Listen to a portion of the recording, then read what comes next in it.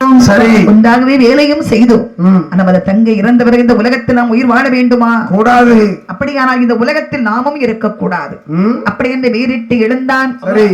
எழுந்து சொன்னான், அடே என் தங்கை உன்னைத்தானே தேடி வந்தாள், நீதானே என் தங்கையை கொண்டிருக்க வேண்டும். அடே பாப்பானே, பாப்பானும் விளைப்பானோ பலகை நல்லூர் அழைத்திடுமோ, கேள்வி இல்லாத பலகை நல்லூர் கிளையோடு முடிய கிளவது. இந்த பெண் பலியும் இந்த ஆண் பலியும் அந்தனருக்கு சேரட்டும், பிராமணனுக்கே போகட்டும் என்று சொல்லி அதே கல்லிலே தன் தங்கையை கொண்டானே ஒரு கல்லு, அதே கல்லில் தன் தலையை முட்டி மோதி நட்டுவனும் உயிரை விட்டான். இது என்ன கதை? தங்கை இறந்த உடனே ஒரு உடன் பிறந்த அண்ணன் கூடவே இறந்திருக்கிறான்டா. நல்லவன் பேருமா. ஒரு தங்க தொழில் 20 வருஷம் ஒன்னா உள்ள அடிச்சு அக்காலாம் அடிச்சிருக்காவ. போன மறுநாளே பாட்டுக்கு வந்துட்டாங்க. அங்க அடக்கம் பண்ணிட்டு வந்திருக்கு. மறுநாள் எந்த ஒரு பாட்டு அப்படின்னு அப்புறம் அவங்களே பாவம் பார்க்க வேண்டாமா? உண்மையிலே உண்மையான பாசம் இருந்திருக்கு. ஆமா, அதனாலதான் தங்கச்சி இறந்த உடனே இந்த அண்ணன் யோசிக்காம உடனே அந்த இடத்துல இறந்திருக்கான். அந்த சமயத்துல இப்ப உள்ள அண்ணமாரு தங்கச்சி எப்போ போவா, நம்ம பாரு எப்போ குறையும். ஐயோ என்ன செலவுடா, கல்யாணத்துக்கு சடங்குக்கு பார்க்கணும், கல்யாணத்துக்கு பார்க்கணும், அப்புறம் அவ பிள்ளை பத்தாலும் இவருதான் மாமனுக்கு செய்யணும். பிள்ளை பத்த அன்னைக்கு எங்க அக்கா பிள்ளை பத்திருக்கா, போன அன்னைக்கு ஆஸ்பத்திரியில என் வேட்டியை கலத்திட்டாவ. தாய் மாமன் வேட்டியில தானே தொட்டில் கட்டணுமா. நான் அந்த அன்னைக்கு பார்த்து உடம்பு வலிக்காது. அந்த அன்னைக்கு பார்த்து நான் சும்மா எல்லாம் போயிட்டேன். அதான ஒரு பிரச்சனை ஆகி போச்சு. அதையும் உருவிட்டானா? அதையும் உருவித்து விட்டுட்டான். அது மட்டும் இல்லடா, அவ பிள்ளைக்கு மொட்டை போட்டா தாய் மாமன் தான் கம்மல் போடணும்.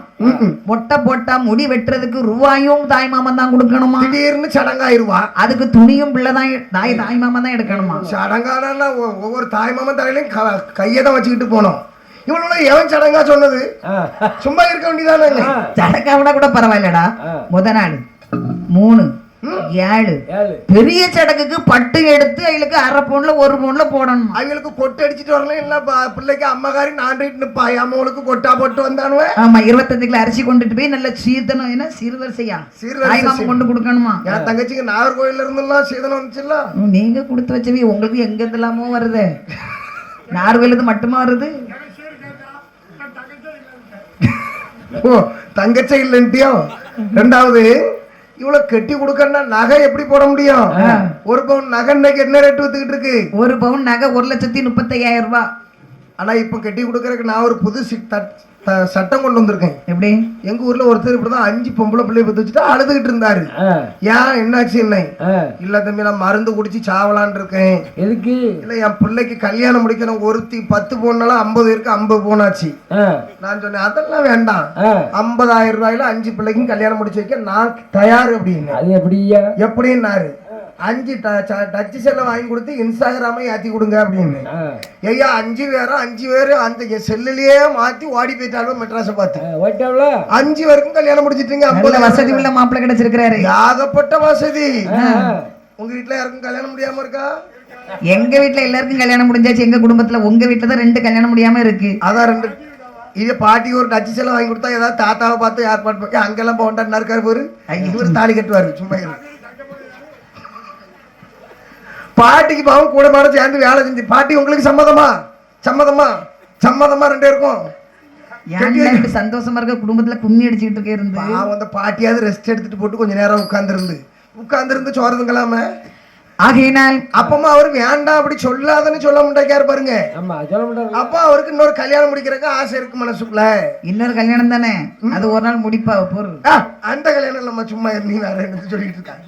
இன்னும் தாத்தா 100 வருஷத்துக்கு இருக்கு. என்னைக்காவது ஒரு நாள். நான் இப்போ உடனே சொல்லலையே. 100 வருஷம் இதுல இருந்து எங்களுக்கு அட்வான்ஸ் இருந்து நாங்களும் 100 வருஷம் பாடணும். தாத்தாவும் 100 வருஷம் இருக்கணும். மத்தியில இருக்க அக்காவும் 100 வருஷம் இருக்கணும். திடீர்னு எழும்பி போயிருப்பாங்கள. ஆகையினால் இந்த நட்டுவனானவன் இறந்தான். அண்ணனும் தங்கையும் இறந்திருக்கேன். வேதியனானவன் எப்படி வருகிறான் பாருங்கள். காசியை கொன்றே பள்ளி நமக்கில்லை தடம் தெரியாதனவே சாட்டு வழி விட்டு காட்டு பாதையாக சாட்டு வழி விட்டு காட்டு சத்தே தூரம் போன தாசியை கொண்டதொரு வழி நமக்கில்லை தடம் தெரியாத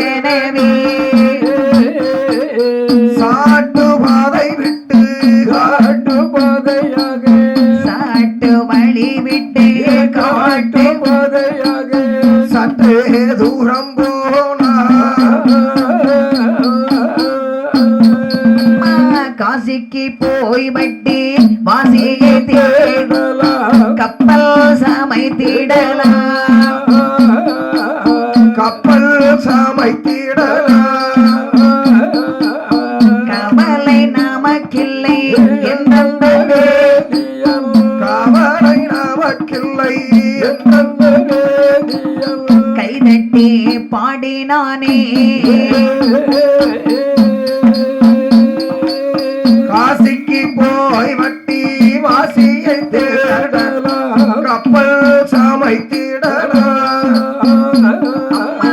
கப்பல் சமைத்திடலாம்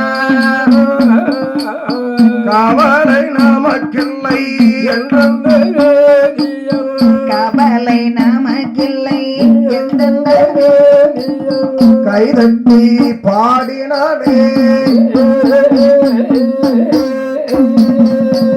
அதாவது இந்த வேதியன் நகைப்பட்டணத்தை எடுத்துக்கொண்டு வந்தான் பாத்தீங்களா? ஆமா. வரும்போது இவன் நினைக்கிறான் தாசியை கொண்டோம். ஆமா. பழி உண்டா? கிடையாது. பாவம் உண்டா? பாவம் இருக்கு. அவ நம்மள ஏமாத்தினா நம்மளும் அவளை ஏமாத்தி இருக்கோம். தடம் உண்டா? தடம் இருந்தாலுமே இப்ப அழிஞ்சிடும். காத்தடிச்சு கொஞ்ச நேரத்துல நம்ம தடத்தை அழிச்சிரும். சாட்சி உண்டா? சாட்சி எவன் சாட்சி? அந்த கல்லு கொப்ப சாட்சி வச்சால ஒரு கொப்பு இலைக்கு விலை மதிப்பில்லாத இந்த கள்ளி மரம் எப்படி சாட்சி சொல்லும்? கள்ளி மரத்தை அந்த இடத்துல புடுங்கி வீசிட்டு வந்திருக்கோம். கடவுளே சாட்சி, கள்ளி மரமே சாட்சிங்கிற கடவுள் வந்து என்னைக்கு சாட்சி சொன்னாரு? எந்த ஊர்ல கடவுள் வந்து சாட்சி சொன்னாரு? அந்த காலத்துல சொன்னாரு. ஆறுமுக மங்கல ஹைகோர்ட் மகாராஜா சமயபுரத்தாலே சாட்சி. சமயபுரம் மாரியம்மன் போய் ஸ்டேஷன்ல போய் சாட்சி சொல்லி இருக்கு. எங்க ஊர்ல ஸ்டேஷன்ல நான் சாமி ஆடிட்டு போய் சாட்சி சொன்னேன். ஒரு ஆளு நம்ப மாட்டேன்ட்டாங்க. நான் தான் போலீஸ் ஸ்டேஷன்ல வச்சு ஆட்டு வந்துட்டு எங்க இருந்தாலும் ஆட்டு, சுடுகாட்டுல இருந்தாலும் ஆட்டு வருது. ஏன்னே தெரியல. நினைச்ச உடனே ஆடிடுறான். ஆனா என்ன செவ்வாய்க்கிழமையும் கிடையாது, வெள்ளிக்கிழமையும் கிடையாது, ஒரு விரதமும் கிடையாது. சாமி ஆடுன எங்க ஊர்ல மஞ்சப்பால் குளிச்ச மாரியம்மா மத்தியானம் 3 மணிக்கு என் பெருவரலோடி ஆறிட்டா. மாரியம்மா தான் யாருனாலும் எப்படி கண்டுபிடிச்சா? மாரியம்மா மஞ்சள் கலர்ல மாறிடும் என் உடம்பு. அப்படியே மஞ்சள் துண்டு மாதிரி ஆயிரும் என் உடம்பு. ஆடுனா பொம்பளை ஆள் அவளும் என் பக்கத்துல வந்து நிப்பாவேன். பொட்டு வச்சு விடணும் எனக்கு. அடுத்த பாக்கு பொட்டு வச்சு வாமான்னு கூப்பிட்டா தான் கோயிலுக்குள்ள போவேன். அதான் இறங்கிட்டால கால்வெளி. அப்புறம் என்ன எதுக்கு வாமான்னு ஒண்ணு கூப்பிடணும்? வெளியே வச்சு தானே. நாங்கள எங்க கோயில சாமி வந்தா பொட்டு வச்சு கூப்பிட மாட்டோம். வேற என்னத்த வைப்பிய? கொதிக்கிற எண்ணெய கோரி ஊத்தி தான் கூப்பிடுவோம். ஆமா. அந்த சாமி அதுல முங்கிதான் வரணும். சாமி மாரியம்மா வந்தா எல்லாரும் வயிற்றா வளரணும்னு. எப்பா என்ன குளிர வைங்கப்பா, என்ன குளிர வைங்கப்பா. குளிர வைக்கணும். எப்படி பன்னீர் கொண்டு ஊத்துவாங்களா, இளநீ கொண்டு ஊத்துவாங்களா? அப்படித்தானே நானும் நினைச்சு சொல்லிவிட்டேன். பெரிய பானை நிறைய தண்ணியை கொதிக்க போட்டு மஞ்சள் தூள் அள்ளி உள்ள போடுறாவன். எனக்கு பயம் கொடுத்துட்டு ஐயா சும்மா நடந்திருக்கலாமே, சும்மா ஆடிட்டோமா, நம்ம பாட்டுக்கு சும்மாவே இருந்தோம் இல்லையே. அந்த வேகமா ஆடுறேன். அங்க இருந்து மஞ்சள் தூள ஒரு அக்கா கொண்டு வராவே. மஞ்சள் தூள் சிவப்பு கலர்ல இருக்கு. ஏன் அப்ப தலைவர்கிட்ட கேட்டேன், மஞ்சள் தூள் எதுக்கப்பா சிவப்பு கலர்ல இருக்கு? மந்தி மஞ்சள் இடிப்பாங்க உரல்ல. இப்ப நம்ம மிஷின்ல கொடுத்து திரிக்கிறோம்ல, அது வத்தல் தூள் திரிச்ச மிஷினா இருக்கும். அதுல போட்டு மஞ்சளை திரிச்சிருப்பாங்க, வேற ஒண்ணும் இல்ல. ஆமா. அப்படியா? உண்மையா அதான் நடந்திருக்கு. வத்த தூள் அரைச்ச மிஷினை கழுவாம அரைச்சு கொடுத்து விட்டுருக்கா. மஞ்சள் தூள் அழுகுனதான் மஞ்சளுக்கு ஒட்டிக்கிட்டு உடனே மஞ்சள் பால் கொதிச்சு வந்துச்சு.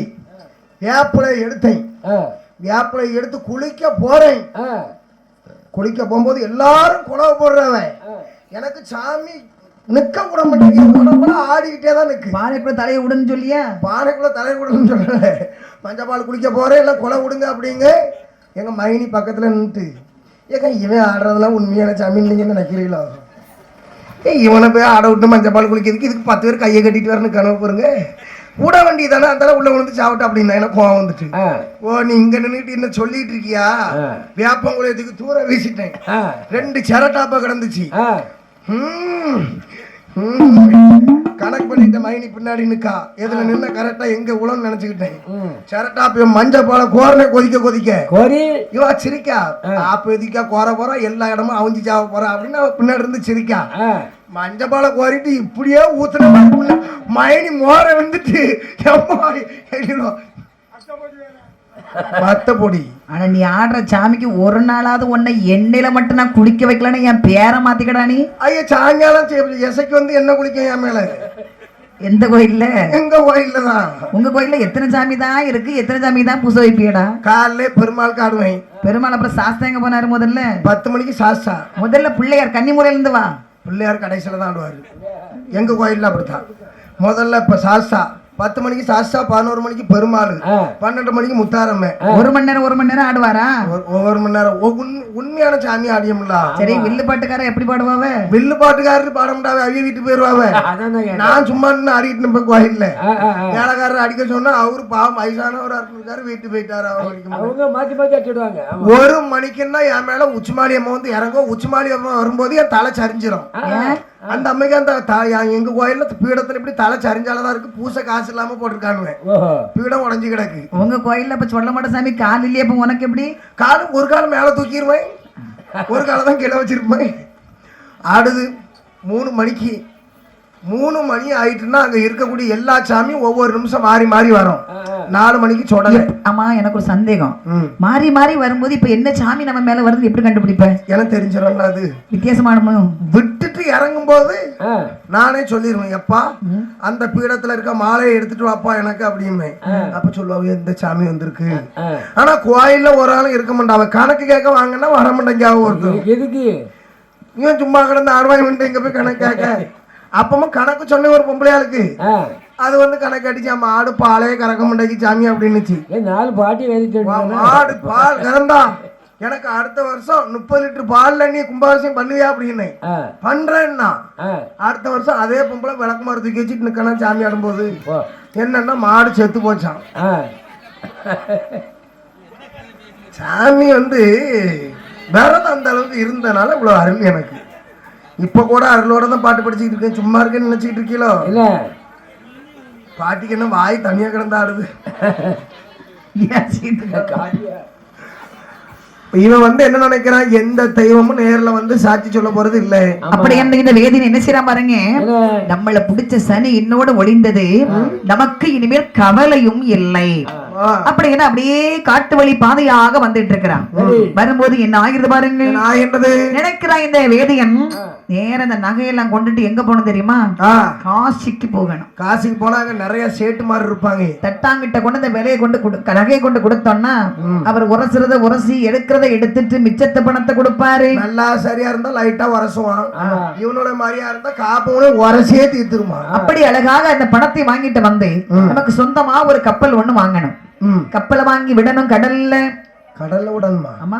கப்பல் என்ன ரோட்லயே விடுவாங்க? கடல்ல விட்டு ஏற்றுமதி இறக்குமதி அதுல பண்ணணும். யாரை ஏத்தணும் யாரை இறக்கணும்? அவங்க அம்மை ஏத்திவும் பொண்டாட்டி கொண்டு என்ன சித்தப்பா இது என்ன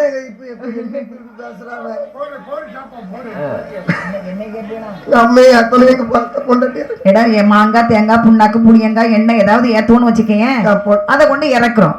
அந்த பணத்தை வச்சு இன்னொரு கப்பல் வாங்கணும். அதுல ஏற்றுமதி இறக்குமதி பண்ணணும். அதுல உள்ள பணத்தை வச்சு இன்னொரு கப்பல் வாங்கணும். இப்படி கடல் முழுதும் நம்ம கப்பலாதான் ஓடணும். ஐயா இது சரிப்பட்டு வராது போல் இருக்க. ஏன் கடல் முழுதும் நம்ம கப்பலா ஓடணுங்கிறிய?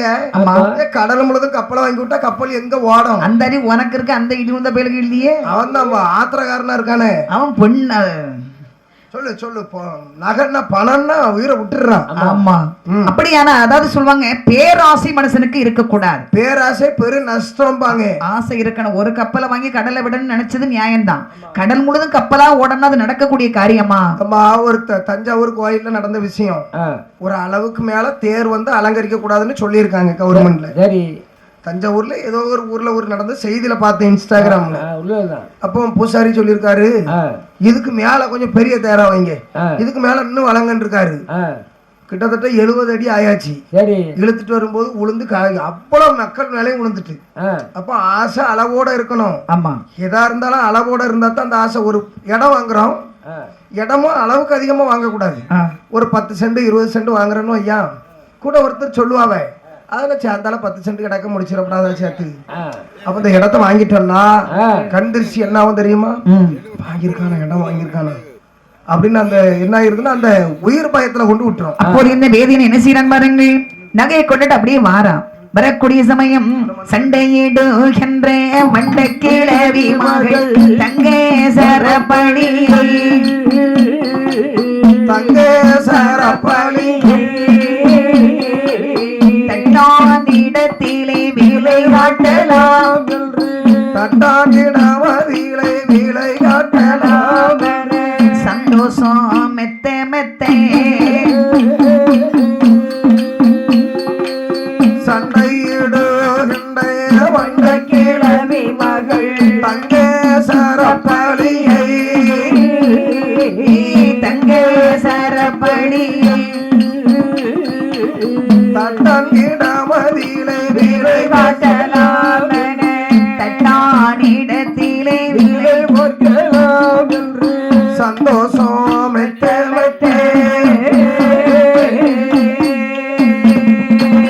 தாசியை கொண்டிடும் தண்ணீர் தகை எழும்பே தண்ணீர் தகையலும் தண்ணீர் கிணற்றாம் கரையதிலே தண்ணீர் கிணற்றான் கரைகளிலே வந்து தகையாறலாம் எனவே தண்ணீர் கிணற்றான் கரையதிலே வந்து கரையதிலே வந்து தகையாறலாம் எனவே. அதாவது ஆ, நேர காசியை போகலான்னு சொல்லி இந்த வேலை வந்துட்டு இருந்தா பாருங்க. வரக்கூடிய சமயம் அதாவது சண்டை இடுகின்ற வண்ட கிழவி மகள் இந்த மாமியார்காரி நம்ம கிட்ட சண்டை போட்டாலே அந்த கிழவி அவளுடைய மகள்ல நகையெல்லாம் நம்ம கொண்டு போகணும் அப்படின்னு வந்துட்டு இருந்தா பாருங்க. வரும்போது இந்த தாசியை கல்லாலை கொண்டானே இந்த ரத்த வெறி, அதாவது கல்லை தூக்கி தலையில போடும்போது ரத்தம் சில்லுன்னு பாயதானே செய்யும். எந்த தப்பு பண்ணாலும் தண்ணி தாகம் எடுக்கும். தண்ணி குடிச்சுதான் தப்பு பண்ண உப்பு தின்னவே தண்ணி குடிச்சுதான் ஆகணும். அதனால இவனுக்கு தண்ணீர் தாகம் எடுக்குது, தாகமா இருக்குது. இவன் என்ன செய்யறான் பாருங்க, இந்த காட்டுக்குள்ள எங்க தண்ணீர் கிடைக்கும்னு தேடி வாரான். முதல்ல தண்ணியை கண்டுபிடிச்சு குடிச்சிட்டு நம்ம இதை விட்டு நேர போகணும். அப்புறம் வந்தா பாருங்க அந்த கிணற்றுக்குள் அந்த காட்டுக்குள்ளே யமன் காலன் தூதன் மூன்று பேரும், யமன் ஒரு கிணறாகவும் காலன் ஒரு கரும் நாகமாகவும் தூதன் ஒரு தோண்டியா வந்து உட்கார்றாங்க. மூணு பேரும் கரெக்டா அதுல வந்து உட்கார்ந்துருக்காங்க. அத பாரு, என்னைக்குமே பெண்களை வந்து கை நீட்டி கூட அடிக்க கூடாது. பொம்பளையில நாங்க அடிக்கிறோம் போல் இருக்கு. புருஷமாருக்கு நிறைய பேருக்கு இந்த பக்கவாதம் வந்து கை கால் இழுத்துட்டு போது எதுக்குன்னு நினைக்கிறான். இதெல்லாம் கேட்டுக்கிட்டு ஆம்பளையாளி இப்படியா உட்கார்ந்துருக்கிய? எங்க இருக்காவ எல்லாரும்? என்ன போரு எம்மா, எனக்கு தெரிஞ்சவரை பொண்டாட்டிட்டா அடி வாங்கின கேஸ் தான் நிறைய இருக்கு. பொண்டாட்டிட்டு அடி வாங்கலாம் தப்பு இல்ல, பொண்டாட்டி கை நீட்டி அடிக்கிறவங்களுக்கு தான் இந்த பக்கவாதம் முடக்குவாதம் வந்து கையை இப்படி இழுத்து வச்சுக்கிடும். பொண்டாட்டி நம்மள அடிச்சா பொண்டாட்டி அடிக்கண்டாம், அது தப்பு. பொண்டாட்டிய பெத்தா ஒரு தீர்ப்பா தெரியுமா? அவளை குடுக்கணும் வச்சுக்கிட்டு. இதெல்லாம் நீ பொண்டாட்டி அடி வாங்கிருக்கியா? 13 அடி வாங்குவியா? மூத்த பொண்டாட்டிட்டியா? ஒரு நாளைக்கு வாங்கியிருக்கானா? மூத்த விட்டே ரெண்டாவது கருத்தியா? பெருமையா சொல்றான் பாரு. அடிக்க கூடாது, ஆண்களா இருந்தாலும் சரி. நீ இவ்வளவு பேசுறிய, உங்க அம்மா உங்க அப்பனை அடிச்சதே கிடையாதுன்னு அம்மா முன்னாடி மாசத்துல ஒரு நாள் தான் அடிப்பாங்க. ஏன்னா அன்னைக்குதான் ஊருக்கு வருவாரு. ஊருக்கு வந்த அன்னைக்கே அடிதான். திருப்பூர்ல இருந்து இங்க வாராருன்னா அந்த அன்னைக்கே என் முன்னாடி மிதிலாம் விழுந்திருக்கு. எங்க அப்பா கோவமும் வர முண்டைக்கு கேட்டா நான் லவ் பண்ணி கல்யாணம் முடிச்சிருக்கேன்ல ஐயா, அதனால நான் என்னையா செய்யட்டு. அதே மாதிரி கல்யாணம் நீ முடிக்க போறிய, உனக்கு உள்ளாதுன்னு நினைக்கிறியோ? என்ன செய்வா? எத்தனை அடி வாங்க காத்திருக்கியோ யாருக்கு தெரியும். இங்க பாரு, செல்லுல யார் லைன்ல இருக்கா தெரியுதா? இப்பவுமே பயந்து பயந்து பேசிக்கிட்டு இருக்கான். எவனை எடுத்து பாத்துக்கிட்டான் லைன்ல இருக்காளா இல்லையா. நீ அப்ப தாலி கெட்ட பருவ நிலைமை நினைச்சு பாரு. என் பொண்டாட்டி எனக்கு தெய்வம், அவளை மிஞ்சின ஆள் உண்டா? இப்ப லைன்ல இருக்கனால இப்படி பேசிக்கிட்டு இருக்கான். அவ நான் நில்லுன்னா நிக்கணும், போனா போகணும், மான்னா வரணும், உட்காருனா உட்காரணும். அப்ப நீ மயிலாடிக்கு தான் போகணும். எதுக்கு? கருங்கல்ல அடிச்சு கொண்டு நீ படுக்க வச்சா படுக்கும், உட்கார வச்சா உட்காரும். என் பொண்டாட்டி என்ன கேள்விலாம் கேட்காது தெரியுமா? அந்த பயில இந்த பயிலாம் கேட்காளா? இனிமே கல்யாணம் தாலியை மட்டும் கட்டு தூக்கி போட்டு குத்துவா. பாரு, இதெல்லாம் அன்பான சண்டை. இப்ப அப்படிதான் வரும், அன்பா தான் வரும். இருக்கு செம்பரியாட்டு முட்டு எப்படி இருக்குன்னு லவ் பண்ணும்போது லவ்வர்ஸுக்குள்ள பேசவா பாத்திருக்கீங்களா? நான் நிறைய பேரை பாத்திருக்கேன் அந்த மாதிரி. இவ ராத்திரி 12 மணிக்கு 10-11 மணிக்கெல்லாம் போன் அடிக்க ஆரம்பிச்சிருவாங்க. போன் அடிச்சா வைக்கிறது ஒரு 2 மணி ஆகும். என்னத்தான் பேசுவா அவ்வளவு தெரியல. பாட்டி தாத்தா என்னமோ சொல்றா, கொஞ்சம் என்னன்னு கேளுங்களா. அந்த காலத்துல லவ் பண்ணி சைக்கிள்ல போய் கூட்டு வந்தவங்க தானே. பாம்போல குடிஞ்சு கிடந்து என்னமோ சொல்லிட்டே இருக்காவ, நீங்க காதலே வாங்க மாட்டேங்கிறீங்க. காதல் கதையை பேசணும்னு உங்க 2 பேருக்கும் என்ன காதல் அங்க வேண்டிய கிடக்கு? பயண காதல். போன்ல பேசுவாங்க, என் தங்கம், என் செல்லம், இவன் அவளை அம்மு குட்டி, கண்ணு குட்டி, நம்ம ஊட்டிக்கு போவோம், கொடைக்கானலுக்கு போவோம். புச்சி என் ஜாங்கிரி என் ஜிலேபிம்பா. அவ இவனுக்கு ஒரே பேர் தான் வைப்பா. சொல்லுக்கு இருக்கா இவன் கடைசி வரைக்கும் இருக்கனா தானே போனோம். கல்யாணம் முடியும் போதெல்லாம் ஐயப்பா தென்னிலவுக்கு போயிட்டு வருவோம். என்ன இந்த திருச்செந்தூர் கிட்ட இருக்க மாதிரி அவன் அது உடனே எங்க தாண்டா இருக்கு இவன்கிட்ட தான் கேட்கணும். ஏன்ட்ட கேக்குறியா அதை பத்தி? அப்புறம் நீ தானே திருச்செந்தூர்கிட்ட இருக்கிற மாதிரி இருக்கு. பேசுவான்னா பேசி பேசி பேசி பேசி இவா செல்லுக்கு ரீசார்ஜ் போட்டு விடுறது இல்லாம இவ அம்மா செல்லுக்கும் போட்டு விடுவான். யாரு? இவன் தான் செல்லும் வாங்கி கொடுப்பான். அப்படியும் பண்ணி விடணுமா? கல்யாணம் முடியும். கல்யாணம் முடிஞ்ச உடனே அந்த ஒரு 40 நாள் எப்படி இருப்பாவோ தெரியுமா? கடைக்கு மிளகா வாங்குறதுக்கும் பொண்டாட்டியை கூட்டு போவோம். வா பச்சை மிளகா வாங்கிட்டு வருவோம். போய் கடையில் போய் பொண்டாட்டியை காட்டணுமா அவ்வளோ இருப்போம். அதுவும் உடனே கை நிறைய வளையல் போட்டுக்கிட்டு கழுத்துல இவ்வளோ தண்டி கயிறு தொங்கும். மஞ்சள் கயிறு பெரிய கயிறா இருக்கும். இவ்வளவு பெரிய கயிறு இருக்கா? ஆமா அவன் எப்படி கட்டுவானோ இந்த மாதிரி சைஸ்ல கட்டி போட்டிருக்கோம். போவாங்க அவ இப்ப கூப்பிடுறதும் அத்தான் மாமா வாங்க மாமா காப்பி போட்டு கொண்டு வரட்டுமா? எவ்வளவு நாளைக்கு இந்த படம் ஓடிக்கிட்டு இருக்கோம் வீட்டுல. ஒரு பிள்ளைய பத்தி மாடியில போட்டிருப்பான். அப்ப கூப்பிடுவான் இவன் என் செல்லம் என்னல உனக்கு இப்போ செல்லம்மா செல்லம் இந்த ஊட்டிக்கு போயிட்டு வருவோமா? உங்க அம்மையை கூட்டு போ. சும்மா தானே இருக்கா ஊட்டிக்கு போனோம். ஊட்டிக்கு பிள்ளைய பத்து மாடியில போட்டு வச்சுக்கிட்டு நம்ம ஒரு நேரத்துல எப்படிலாம் பேசணும். இப்ப எதுக்கு பேசணும்னு நினைச்சுக்கிட்டு இருக்கேன். வயிற்றுச்சல கிளப்பாத சும்மா போயிரு. கல்யாணம் முடிஞ்ச உடனே வண்டியில கூட்டு போவோம். பாத்திருக்கியா? வண்டியில கூட்டு போறதை வச்சு இவருக்கு கல்யாணம் முடிஞ்சு எத்தனை வருஷம் ஆகுதுன்னு கண்டுபிடிச்சிடலாம். இறுக்க பிடிச்சிருப்பா. அவனை விட மாட்டா. இது 40 நாள். ஏன்னா போகும்போது கீழே விழுந்துட்டானா அவனையும் சேர்த்து இழுத்துட்டு போனோம். நம்மள அனுப்பிட்டு 2வது கல்யாணத்துக்கு ஏற்பாடு பண்ணிடக்கூடாது. இந்த ஒரு கையை வச்சு தோலை பிடிச்சிருக்க டிக்கெட்னா எப்படின்னா கரெக்டா 3 வருஷம் ஒரு கையை இடுப்புல பிடிச்சிருக்கோம். அந்த கையை அப்படியே தோலுக்கு வந்துட்டுனா 7 வருஷம் ஆகுதுன்னு அர்த்தம். இந்த தோலையும் பிடிக்காம இடுப்பையும் பிடிக்காம சட்டையை பிடிச்சிருக்கேன்னு தெரியுமா? ஒவ்வொரு கேஸ் பிடிச்சி கட்டி நல்லா போ ஓட்டிட்டு போ.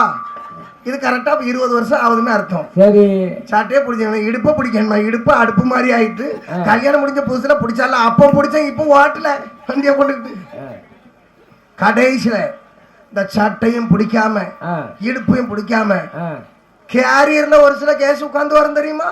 இவர் இங்க ஓட்டுவார், இந்த அம்மா இங்கன்னு இருக்கும். இவர் பக்கத்துல பாப்பேன் எல்லாம் போ வயிற்றுல கிளப்பாத யாராவது ஆஸ்பத்திரிக்கு போனோம். இது கரெக்டா 40 வருஷம். ஆனா புருஷன் வண்டியிலே யாராது கரெக்டா 50-60 வருஷம் ஆகுதுன்னு அர்த்தம். புருஷனை கண்டாலே பிடிக்காது. புருஷனை கண்டா எரிச்சலா இருக்கும். உனக்கு ஒண்ணு தெரியுமாடா? வயசு போக போகத்தான் கணவன் மேல பெண்களுக்கு பாசம் அதிகமா வரும். எங்க அப்பா வயசு போக போக எங்க அம்மா பார்த்தாலே எரிச்சலா இருக்குங்க. அவன் எதுக்குன்னு தெரியல. ஒரு பொருளை எடுத்துட்டு வர சொல்லுவாரு.